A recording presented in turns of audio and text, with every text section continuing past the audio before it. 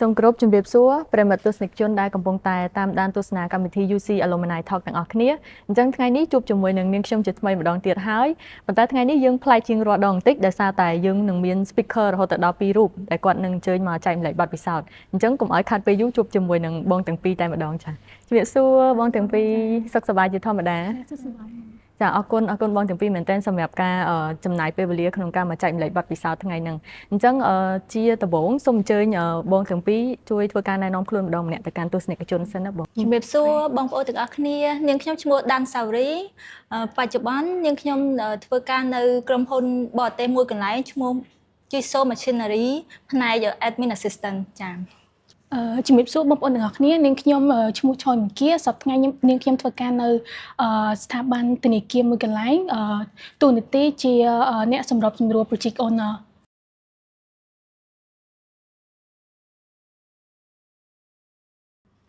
ចំពោះនាងខ្ញុំបានបញ្ចប់ការសិក្សានៅសាកលវិទ្យាល័យកម្ពុជានៅក្នុងឆ្នាំ2026នេះហើយមុខជំនាញដែលខ្ញុំបានបញ្ចប់ការសិក្សាគឺអក្សរសាស្ត្រអង់គ្លេសជំនាញអក្សរសាស្ត្រអង់គ្លេសចាបងចំពោះខ្ញុំវិញក៏ដូចជាបងដែរខ្ញុំបញ្ចប់ការសិក្សានៅសាកលវិទ្យាល័យកម្ពុជាក្នុងឆ្នាំ2026ហ្នឹងទៅលើជំនាញទីផ្សារបងដូចគ្នាណាបងឆ្នាំ2026ដូចគ្នាបងជំនាញអក្សរសាស្ត្រអង់គ្លេសបងជំនាញទីផ្សារអញ្ចឹងបងអាចជួយរៀបរាប់ខ្លះៗបានអត់ពីមុខជំនាញរបស់ពួកបងថាសិក្សាទៅលើអីគេខ្លះអញ្ចឹងអាចអញ្ជើញបងមុនចាចំពោះនាងខ្ញុំជំនាញដែលខ្ញុំបានសិក្សាហ្នឹងគឺតកតងជាមួយនឹងអក្សរសាស្ត្រអង់គ្លេសច្រើនទី1ទី2តកតងជាមួយនឹងការដូចជាការសរសេរជាភាសាអង់គ្លេស speaking writing reading អីជាដើមហើយពិសេសមួយទៀតវាជំនាញនេះបានជួយខ្ញុំទៅលើការងារច្រើនដោយសារតែការងាររបស់ខ្ញុំជាអ្នកសម្របសម្រួលអញ្ចឹងខ្ញុំត្រូវការសរសេរ email ក៏ដូចជាតាក់ទងជាមួយនឹង client ច្រើនអញ្ចឹងជំនាញនេះជួយខ្ញុំបានច្រើនណាក្នុងការសម្របសម្រួលមួយការងាររបស់ខ្ញុំចាខ្ញុំសូមបន្ថែមតិចបងអញ្ចឹងមានន័យថាតាក់ទងមួយជំនាញអក្សរសាស្ត្រអង់គ្លេសហ្នឹងយើងរៀនទាំងអស់ហ្មងមានទាំង speaking ទាំង writing មានគ្រប់ទាំងអស់ហ្មងត្រូវអត់បងមានគ្រប់ជំនាញនៅក្នុង include នៅក្នុងហ្នឹងចាចុះបងវិញចំពោះខ្ញុំវិញនៅសាកលវិទ្យាល័យកម្ពុជាពាក់ព័ន្ធនឹងផ្នែកទីផ្សារនេះអ្វីដែលខ្ញុំចង់លើកមកសំខាន់ម្ដងអ្វីដែលខ្ញុំចង់លើកយកមកគឺការអនុវត្តទ្រឹស្ដីយើងមិនត្រឹមតែរៀនអំពីទ្រឹស្ដីទេប៉ុន្តែយើងបង្កើតគម្រោងអាជីវកម្មមួយទៀតសម្រាប់ធ្វើការឲ្យសាស្ត្រាចារ្យរបស់យើងគាត់វាយតម្លៃថាតើគម្រោងរបស់យើងបែបម៉េចដែរចាបងអញ្ចឹងមិញបងអាចរៀបរាប់ខ្លះពីមុខជំនាញដែលថាបងរៀនខាង marketing ខាងទីផ្សារត្រូវអត់បងចាបងចាអញ្ចឹងបងអាចរៀបរាប់ខ្លីៗបានអត់ថាតើតើមួយមុខជំនាញហ្នឹងគេសិក្សាទៅលើអីខ្លះអញ្ចឹងបងតើតើទៅលើជំនាញហ្នឹងគេសិក្សាទី1យើងអាចនិយាយបានថាគាត់សិក្សាទៅលើ digital marketing ទី2ការលក់បែប digital បានន័យថាលក់បែបប្រព័ន្ធអនឡាញយើងអត់លក់បែបដូចចំនួនមុនចែកខិត្តប័ណ្ណអីតាមផ្លូវដូចមុនទេចាដូចទី3ខ្ញុំនិយាយអញ្ចឹងគឺបង្កើតគម្រោងអាជីវកម្មសម្រាប់ឲ្យសាស្ត្រាចារ្យគាត់វាយតម្លៃមើលអញ្ចឹងណាបងចាបងគួរចាប់អារម្មណ៍មែនតើអញ្ចឹងខ្ញុំចង់សួរបកត្រឡប់ទៅវិញតិចបងទាំងពីរតើកត្តាអីទៅដែលជំរុញឲ្យពួកបងសម្រេចចិត្តថាជ្រើសរើសបន្តការសិក្សានៅសាកលវិទ្យាល័យកម្ពុជានេះសូមអញ្ជើញបងសាវរីមុនណាចំពោះខ្ញុំវិញទី1សាលាពីខេត្តរបស់ខ្ញុំគឺសាលាធំអញ្ចឹងខ្ញុំសម្បូរទៅដោយសិស្សច្បងគាត់ recommend សាលាជាច្រើនប៉ុន្តែខ្ញុំចាប់អារម្មណ៍បំផុតគឺសាលា UC នេះដោយសារគាត់ថានៅនេះសម្បូរទៅដោយសាស្ត្រាចារ្យមានបទពិសោធន៍ទាំងជនជាតិខ្មែរនិងជនជាតិបរទេសចានេះខ្ញុំចាប់អារម្មណ៍ខ្លាំងមែនទែនទី2គឺការរៀនទៅលើប្រព័ន្ធ credit នៅសាលាផ្សេងអត់ដូចជាអត់មានរៀនតាមប្រព័ន្ធ credit ទេប៉ុន្តែខាងយើងគឺរៀនហើយទី3ហ្នឹងគឺការសិក្សាវាមាន2ជាខេមរៈភាសាមួយនិងជាភាសាអន្តរជាតិមួយអានេះគឺសំខាន់មែនទែនដោយសារឲ្យសិស្សនិស្សិតអាចជ្រើសរើសថាតើចង់រៀនភាសាអង់គ្លេសឬភាសាខ្មែរចាចុះបងមួយគៀវិញប្រហែលគ្នាស្រៀងណាស់តែគាត់ថាចំពោះនាងខ្ញុំវិញនាងខ្ញុំបានសិក្សាស្រាវជ្រាវទៅលើសាកលវិទ្យាល័យជាច្រើនដែលសមស្របជាមួយនឹងការសិក្សាភាសាបរទេសដូច្នេះហើយខ្ញុំបានស្វែងយល់ទៅលើសាកលវិទ្យាល័យកម្ពុជាដែលអាចសមស្របជាមួយនឹងការសិក្សាជាជំនាញរបស់នាងខ្ញុំអក្សរសាស្ត្រអង់គ្លេសនេះគឺសមស្របមែនទែនដូច្នេះហើយខ្ញុំសម្រេចចិត្តចូលរៀននៅក្នុងសាកលវិទ្យាល័យកម្ពុជានេះ អញ្ចឹងបងទាំងពីរអាចចែកម្លែកបទពិសោធន៍ខ្លះៗបានអត់ថាសិក្សានៅទីនេះយ៉ាងម៉េចដែរបងអញ្ជើញបងសាវរីមុន ការសិក្សានៅទីនេះគឺនិយាយទៅវាសប្បាយមែនតើសប្បាយ សប្បាយខ្លាំងណាស់បង ពេលដែលខ្ញុំនិយាយជាមួយគ្រូជាជនជាតិបរទេសពេលដែលខ្ញុំអត់ចេះទៅខ្ញុំទៅជានិយាយខ្មែរជាមួយគាត់អញ្ចឹងហើយធ្វើឲ្យគាត់ស្ដាប់អត់បានហើយខ្ញុំទៅមានអារម្មណ៍ថាវាហួសចិត្តនឹងខ្លួនឯងអញ្ចឹងណាបងចាមួយទៀតហ្នឹងការសិក្សារបស់ខ្ញុំគឺជួបទៅដោយសិស្សនិស្សិតជាច្រើនដែលគាត់ទាំងជនជាតិខ្មែរនិងជនជាតិបរទេសយើងចូលរួមធ្វើអាស័យមិនជុំគ្នាអញ្ចឹងណាបង មានន័យថានៅនេះមិនមែនមានតែនិស្សិតជនជាតិខ្មែរមាននិស្សិតបរទេសទៀត ចា ចា ចាមាននិស្សិតបរទេសមាននិស្សិតជនជាតិខ្មែរខ្ញុំជួបទាំងប្រសងទៀតបង ចាចា អឺ សូមជឿបង ចាចំពោះខ្ញុំវិញបទពិសោធន៍នៅសាកលវិទ្យាល័យកម្ពុជាខ្ញុំមានច្រើនជាពិសេសទៅលើបទពិសោធន៍ការសិក្សាដោយសារតែនៅសាកលវិទ្យាល័យកម្ពុជាមានសាស្ត្រាចារ្យល្អៗជាច្រើនដែលបានណែនាំផ្ដល់ជាបទពិសោធន៍ដល់រូបនាងខ្ញុំធ្វើឲ្យនាងខ្ញុំនឹងមានបទពិសោធន៍ច្រើនអញ្ចឹងហើយមួយវិញទៀតគឺចំពោះមិត្តភ័ក្តិពួកយើងមានជាក្រុម team assignment ដែលយើង discussion គ្នាជារៀងរាល់ term អីចឹងទៅធ្វើឲ្យយើងនឹងមានថាការចងចាំបទពិសោធន៍ជាមួយនឹងទាំងមិត្តភ័ក្តិទាំងសាស្ត្រាចារ្យព្រមទាំងសាកលវិទ្យាល័យផងដែរ ចាចាបងមានច្រើនមែនតើចុះបងបើបកត្រឡប់ទៅពីថាប្រវត្តិការងាររបស់បងវិញអញ្ចឹងណាបងអាចរៀបរាប់ខ្លីៗបានអត់បន្ទាប់ពីបញ្ចប់ការសិក្សានៅសាកលវិទ្យាល័យកម្ពុជាហើយមួយទៀតតកតងមួយមុខជំនាញដែលពួកបងបានជ្រើសរើសហ្នឹងហើយនឹងការងារពេលបច្ចុប្បន្នហ្នឹងតើវាជាប់ពាក់ព័ន្ធគ្នាបានច្រើនកម្រិតណាដែរបងសូមអញ្ជើញបងមួយគីចា ចាចំពោះនាងខ្ញុំមុខជំនាញដែលខ្ញុំបានរើសដូចអ្នកនរគ្នាបានដឹងហើយខ្ញុំសិក្សាទៅលើផ្នែកអក្សរសាស្ត្រអង់គ្លេសអញ្ចឹងហើយវា relate ច្រើននិយាយទៅមុខជំនាញនេះគឺជាមុខជំនាញ general អញ្ចឹងហើយវាជួយខ្ញុំបានច្រើនមែនទែនក្នុងការធ្វើការងារបច្ចុប្បន្នរបស់ខ្ញុំទីមួយខ្ញុំបានដឹងពីរបៀបទំនាក់ទំនងបានច្រើនក្នុងការទំនាក់ទំនងជាភាសាអង់គ្លេសទី2ការ work hard ក្នុងការសរសេរដូចជា email ឬក៏ទំនាក់ទំនងផ្សេងទៅកាន់ client របស់ខ្ញុំនឹងគឺវាមានភាពងាយស្រួលជាងមុនដោយសារតែដូចដឹងហើយជំនាញហ្នឹងគឺបង្រៀនយើងពីភាសាអង់គ្លេសអញ្ចឹងវាបានជួយសម្រួលខ្ញុំច្រើនខ្លាំងមែនតើគឺថាជាប់ពាក់ព័ន្ធគ្នាបានច្រើនខ្លាំងមែនតើចាចាចុះបងវិញចា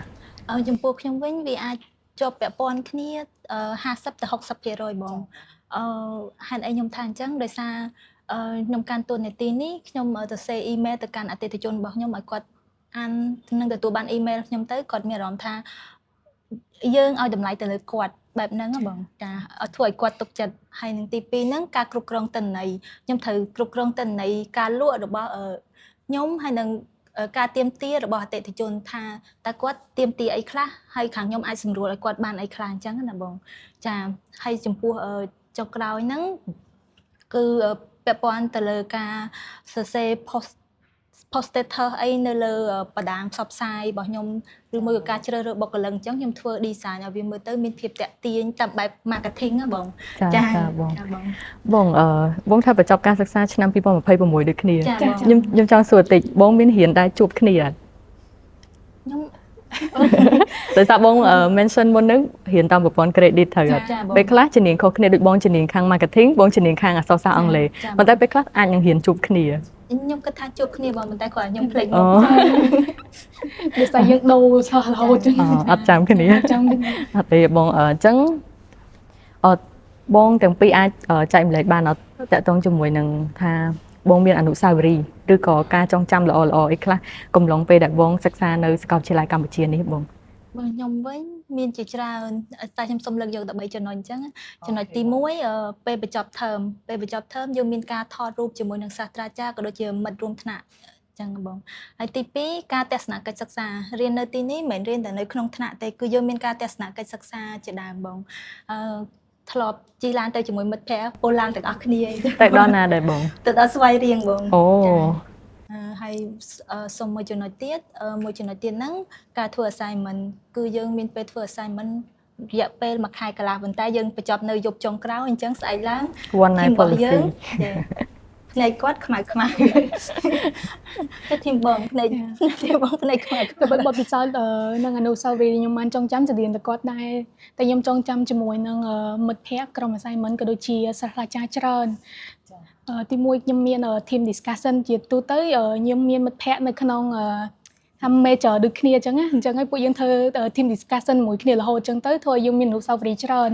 ហើយមួយទៀតគឺទៅលើសាស្ត្រាចារ្យខ្លះខ្ញុំអាចជួប3ទៅ4ដងអញ្ចឹងទៅក្នុងមួយឆ្នាំអញ្ចឹងណាតបមកទៅខ្ញុំចងចាំគាត់បានច្រើនគាត់ដូចជាផ្ដល់បទពិសោធន៍ក៏ដូចជាការណែនាំបដៅអីចឹងទៅដូចជាមួយទៀតចំណុចដែលខ្ញុំចងចាំជាងគេគឺខ្ញុំអាសាម៉ូឡេត សាម៉ូឡេត គ្រូចាំឈ្មោះជាងគេ គ្រូចាំឈ្មោះច្រើនជាងគេចា គ្រូចាំបានច្រើនជាងគេចុះបងតាក់ទងមួយ team assignment អីនៅក្នុង team មិនដែរតំណងអីល្អអី ចំពោះខ្ញុំពីច្រើន team assignment ខ្ញុំសិតតារង្វង់មិត្តភ័ក្តិខ្ញុំអញ្ចឹងណាដល់ពេលអញ្ចឹងទៅរៀងតំណគ្នាបានល្អច្រើនជាង